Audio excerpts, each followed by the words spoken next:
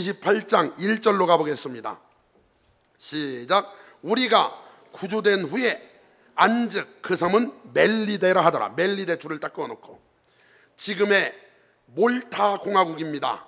지중해 위치해 있고 이탈리아 남부 시칠리아 섬 남쪽 섬에 서 있는데 그 길이는 약 29km, 폭은 13km 정도 되는 작은 섬입니다.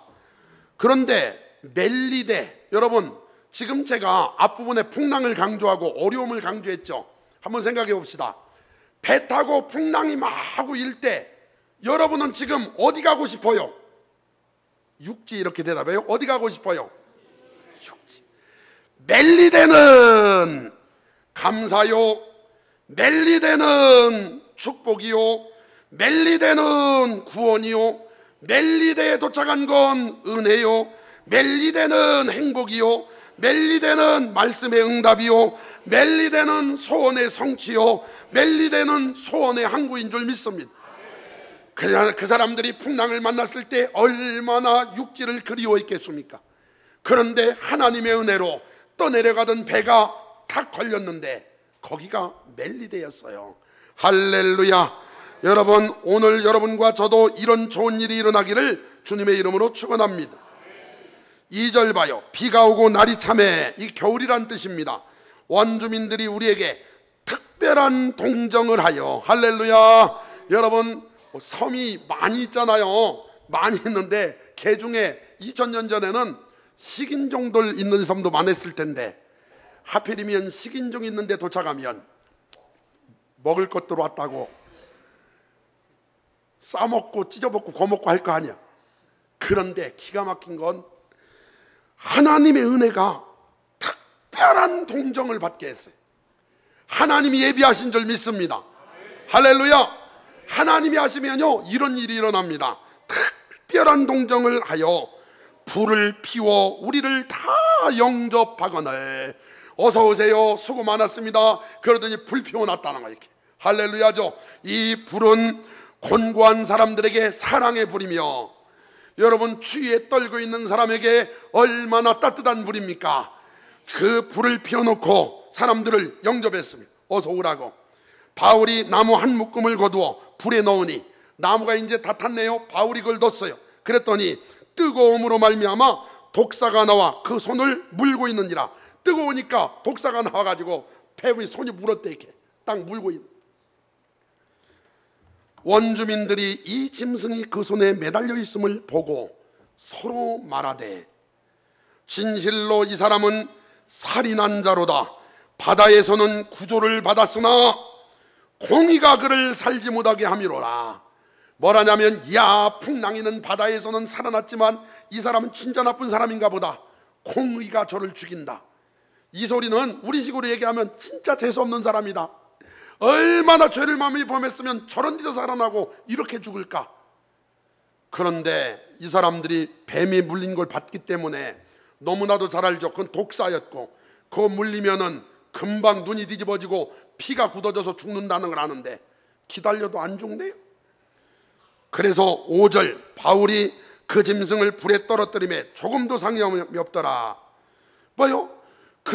그가 붙든지 혹은 갑자기 쓰러져 죽을 줄로 기다렸다가 오래 기다려도 그에게 아무 이상이 없음을 보고 돌이켜 생각하여 말하되 그는 신이라. 바울이 뱀을 거기 집어넣었단 말이에요. 그런데 여러분, 여기에 영적인 비밀이 숨어 있어요. 영적인 비밀이 뭐냐면, 이게 바울이 지금 로마로 갈 때, 여러분 바울이 로마로 갈 때 이 상황은요 사실 엄청난 상황이거든요. 왜냐면은 바울이 가는 게 아니라 바울이 가지고 가는 복음이 가고 있거든요. 복음이 가고 있는데 지금 복음이 가는 걸 누가 막고 있냐면 마귀가 막고 있거든요. 마귀가 철저하게 막는데, 사도행전 23장으로 한번 가봐요. 사도행전 23장 12절. 처음에 어떻게 막았나 봐요. 시작. 날이 새매 유대인들이 당을 지어 맹세하되 바울을 죽이기 전에는 먹지도 아니하고 마시지도 아니하겠다고 이같이 동맹한 자가 40여 명이었더라. 한 40명이 바울 죽이기 전에는 먹지도 마시지도 않겠다.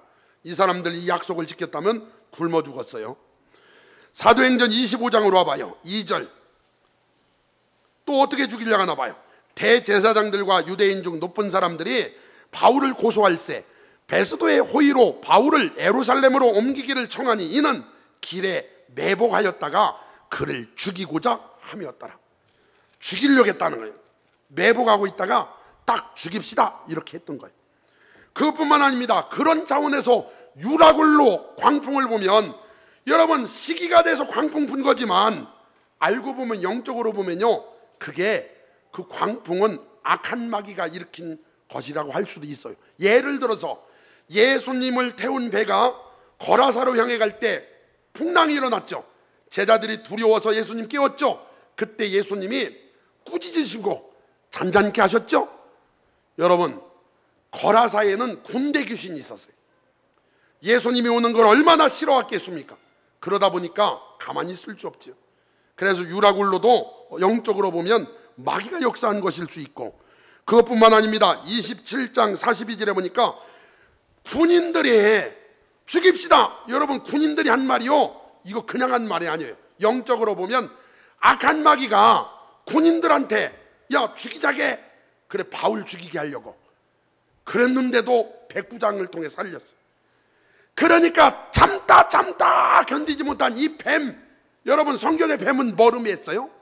마귀 새끼가 직접 와가지고 직접 물은 거예요. 직접 딱 물었는데, 여러분 바울은 왜 끄떡도 안 했냐면, 여러분 예수님이 천사를 보내셔서 바울이 뭐라고 들었나 봐요. 27장 24절 시작. 바울아 두려워하지 말라. 네가 가이사 앞에 서야 하겠고. 여러분 이 소리가 뭐예요? 죽는다는 거예요? 안 죽는다는 거예요? 안 죽는다는 거예요. 복음을 전하기 전까지는 너 못 죽는다는 거예요. 너는 사명이 있기 때문에 어떤 상황이 있더라도 안 죽는다는 거예요. 사랑하는 성도 여러분, 사명자는 죽지 않습니다. 살아있다는 건 아직 사명이 있기 때문이요, 사명을 감당할 수 있기를 바랍니다. 그래서 호들갑 떨지 않고 걱정도 안 했습니다. 왜냐하면 안 죽는다고 했으니까. 그래서 6절을 넘어가는 거예요. 6절. 그들이 그가 붙든지 혹은 갑자기 쓰러져 죽을 줄로 기다렸다가 오래 기다려도 그에게 아무 이상이 없음을 보고 돌이켜 생각하여 이르되 그를 신이라 하더라.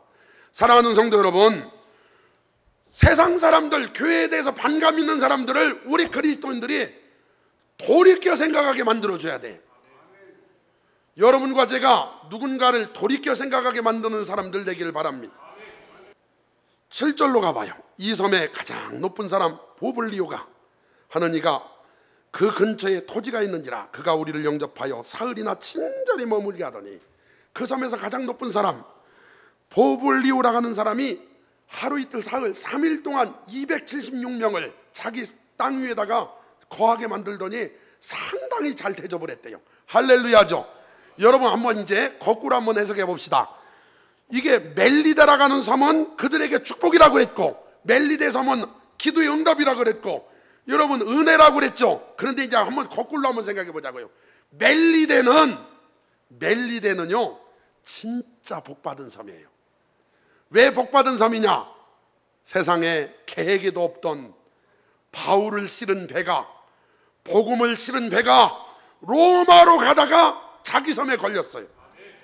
그런데 여러분 지금 저는 이 섬을 가보진 않았습니다. 몰타공화국에 가보진 않았지만 제가 인터넷 검색을 해봤더니 바울이 뱀 물렸던 그곳에 교회가 세워졌고, 보볼리오의 아버지가 고침을 받는데 그 자리에 교회가 세워졌고, 지금 이곳에 이 로마 병정과 죄수들이 며칠이나 이 섬에 머무르나. 11절 봐요. 28장 11절 시작. 석 달 후에 우리가 그 섬에서 겨울을 난 알렉산드리아 배를 타고 떠나니 그 배의 머리 장식은 디오스구루라. 석 달 동안 있었어요. 3달 동안이나 그 섬에 머물면서 그 섬이 복음화 돼버렸는. 할렐루야. 그러니까 여러분 배 타고 있던 사람들에게는 멜리데 섬이 축복이었었죠. 그렇지만 거꾸로 해석하면 멜리데야말로 큰 복 받은 거예요. 로마로 가고 있던 복음이 잠시 머무는 동안 기적이 일어나거든. 8절 봐요. 어떤 기적이 일어나나. 시작. 부블리오의 부친이 열병과 이질에 걸려 누워있거늘 바울이 들어가서 기도하고 그에게 안수하여 낫게 하매 이러므로 섬 가운데 다른 병든 사람들이 와서 고침을 받고 후 한 예로 우리를 대접하고 떠날 때 우리 쓸 것을 배에 실었더라. 할렐루야. 여러분, 바울이 갔더니 부블리오의 아버지가 병들어 있는 거예요. 그래가지고 집에 들어가서 붙잡고 기도해 준 거예요. 주야 고쳐달라고. 할렐루야. 그랬더니 멀쩡하게 일어났어요. 여러분, 얼마나 큰 영광을 본 겁니까? 이야, 이 사람은 뱀에 물려도 안 죽어. 이야, 이 사람은 붙잡고 기도하면 사람들이 살아나. 그러더니 그 섬에 있는 사람들이 줄 섰어. 이렇게.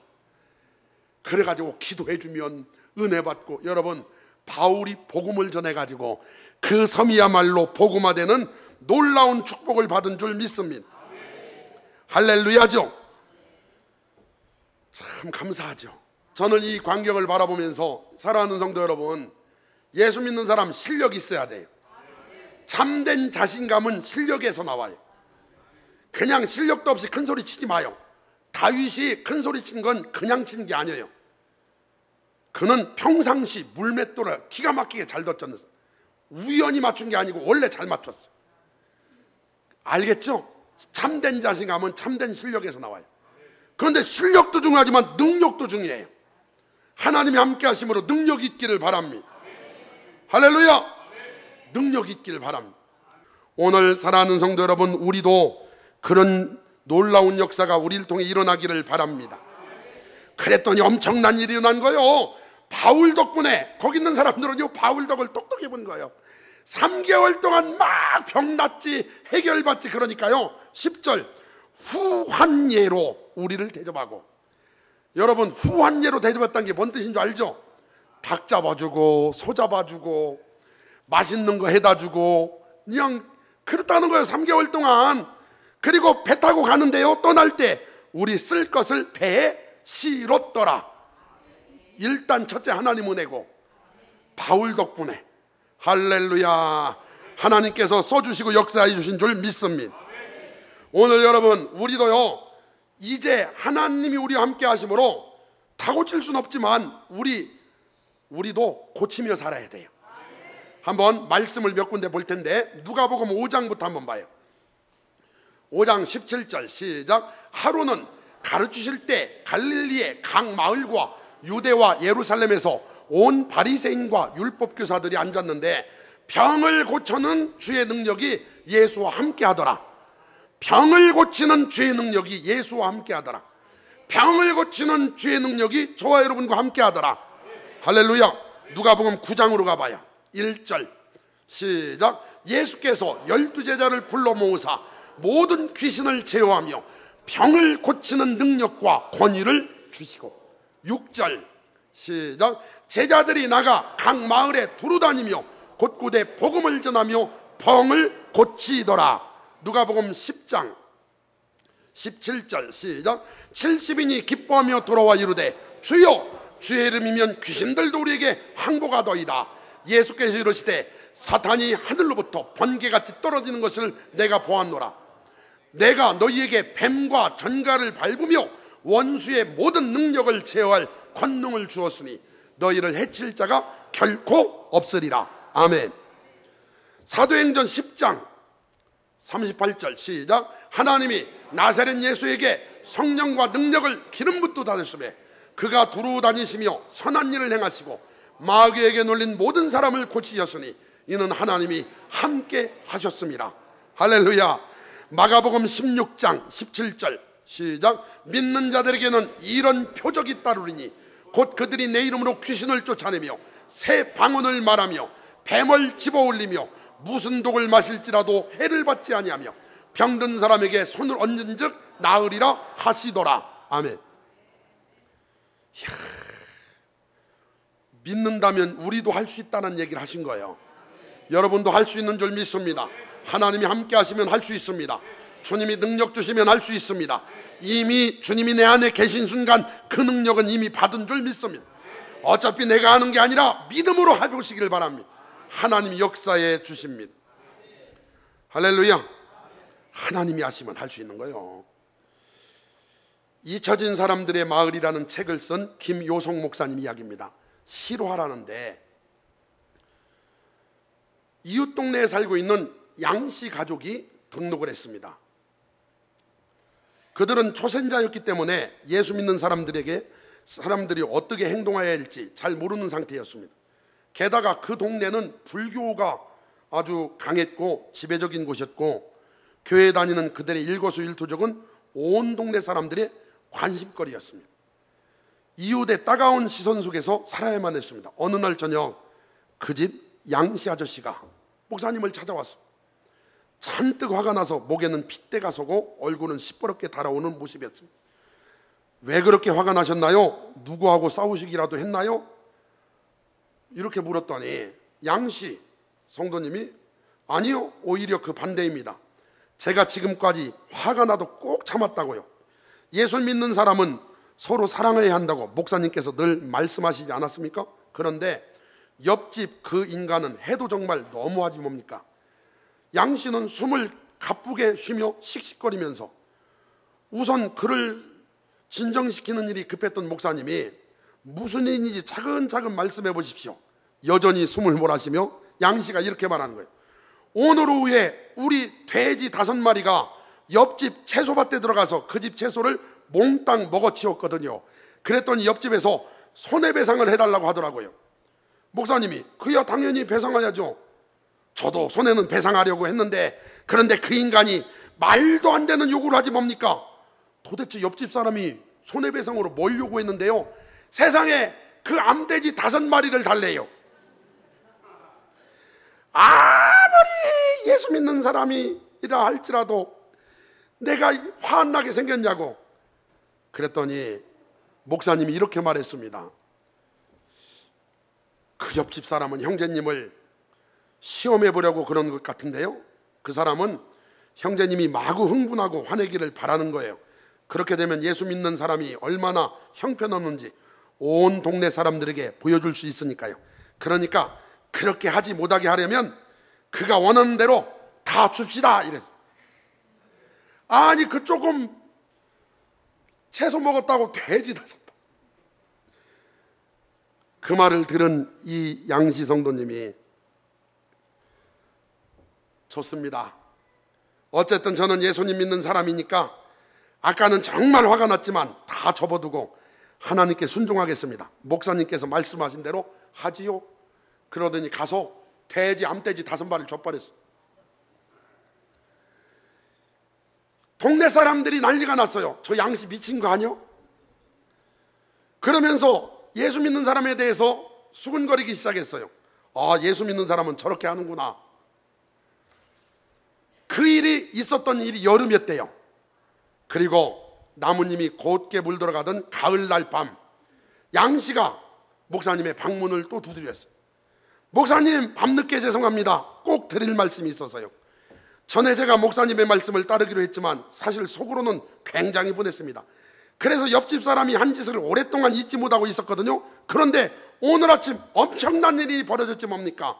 글쎄, 그 집 황소 7마리가 우리 집 밭에서 실컷 뜯어먹고 있는 겁니다. 제 눈을 믿을 수가 없었어요. 그런데 옆집 사람이 그걸 보고 양심의 가책을 받았든지 저한테 와서 난처한 얼굴로 이러는 겁니다. 양씨, 어떻게 배상해야 할까? 처음 생각 같아서는 그 황소 7마리를 냅다 풀어 끌고 싶었지만 목사님께 먼저 여쭈어 봐야 할 것 같아서 이렇게 달려왔습니다. 목사님, 이제 제가 이겼죠? 그렇죠? 돼지 5마리, 황소 7마리로 하나님이 주는 거죠? 이야, 제가 이겼죠?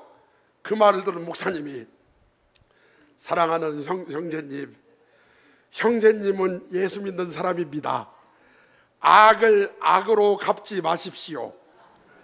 안갚음하려는 마음을 버리시고 그분에게 용서하는 마음을 보여주십시오. 형제님이 하나님의 뜻에 순종할 때 하나님께서는 더 많은 것으로 갚아주신다는 것을 알게 될 겁니다. 그 말을 들은 양씨 얼굴이 다시 어두워져. 그리고 어두운 표정으로 돌아갔는데 그 다음 날 신이 나서 또 온 거예요.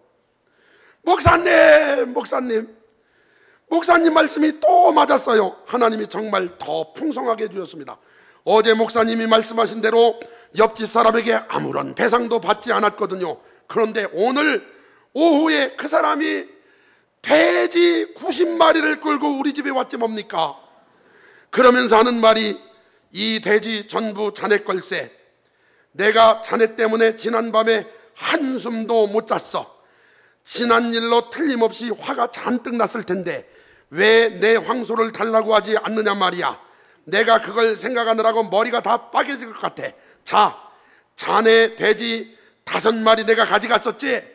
그것들이 18마리씩 새끼를 낳아서 모두 90마리가 됐는데 이거 다 자네 거네. 몽땅 가져가게. 그래서 90마리를 갖고 왔다. 양씨가 예기치 않은 이 상황을 보고 목사님한테 이렇게 말하더래요. 목사님 생각해 보세요. 별안간에 이렇게 많은 돼지를 되돌려받은 것도 굉장하지만 지금까지 옆집에서 그놈들 전부를 먹인 사료를 생각하면 정말 하나님이 제가 손해본 것보다 훨씬 더 많이 주셨지 뭡니까? 이제 저는 확실히 하나님을 믿습니다. 그런데 목사님, 이것보다 더 좋은 일이 뭔지 아십니까? 뭔데요? 그랬더니 마을 전체가 우리 가정을 예수님 믿는 사람으로 인정하게 된 겁니다. 이거야말로 하나님께 받은 최고의 선물이 아니겠습니까? 할렐루야! 5마리 정도 내 90마리 갖고 왔다. 실화. 사랑하는 성도 여러분, 선으로 악을 이겨야 돼요. 예수 믿는 사람이 뭡니까? 예수 믿기 때문에 다르게 살잖아요. 가치관이 달라요, 세계관이 달라요, 인생관이 달라요, 신앙관이 달라요. 남들 낙심할 때 우리는 낙심하지 않아요. 남들 슬퍼할 때 하나님 생각하고 넉넉히 이깁니다. 여러분, 지금 여러분이 들어가고 있는 그곳은 동굴이 아니에요, 터널이에요. 목사님 왜 이렇게 오래 가도 끝이 없냐고. 여러분, 터널 어떤 것은 10초 만에 나가지만 어떤 것은 5분 동안 가잖아요. 왜 그러냐? 큰 산 넘어 있는 거예요. 그것은 저주가 아니라 오히려 축복인 줄 믿습니다.